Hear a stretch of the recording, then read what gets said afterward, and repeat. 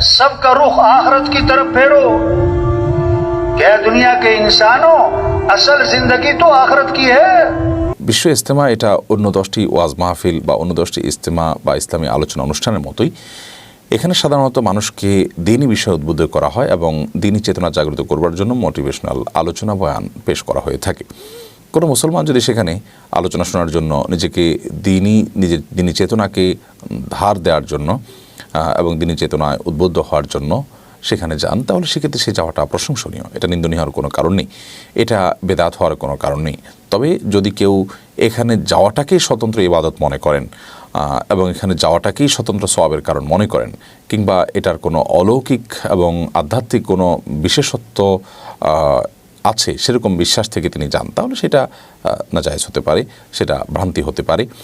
আবার অনেকে বলে থাকেন যে সেখানে অনেকে যান হজের মতো মর্যাদা সেখানে পাওয়া যাবে বা হজের সমান সওয়াব পাওয়া যাবে বা হজের চাইতে বেশি সওয়াব হবে সেখানে গেলে, এরকম বিশ্বাস থেকে।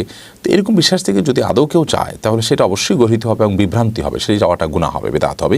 তবে আমার বিশ্বাস এবং আমার ক্ষুদ্র অভিজ্ঞতা হলো যে লক্ষ লক্ষ মানুষ যারা সেখানে যাচ্ছেন তারা ওয়াজ শোনার জন্য, আলোচনা শোনার জন্য, বয়ান শোনার জন্য যাচ্ছেন, সেখান থেকে বয়ান শুনে উদ্বুদ্ধ হয়ে আসার চেষ্টা করছেন এবং এই যাওয়াটা এবং এই যাওয়ার জন্য আয়োজনটা এটা নাজায়েজ বা বিদআত হওয়ার কোনো কারণের মাধ্যমে আলহামদুলিল্লাহ বহু মানুষ নামাজি হচ্ছেন, বহু মানুষ দ্বীনের দিকে অগ্রসর হচ্ছেন, সেটি অবশ্যই প্রশংসনীয় দিক।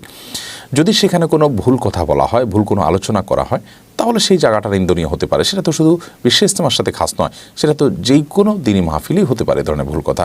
তাই বলে ওই মাহফিলটাকে বিদআত বলার তো কোনো কারণ থাকতে পারে না, এই সম্ভাবনার কারণে অন্তত।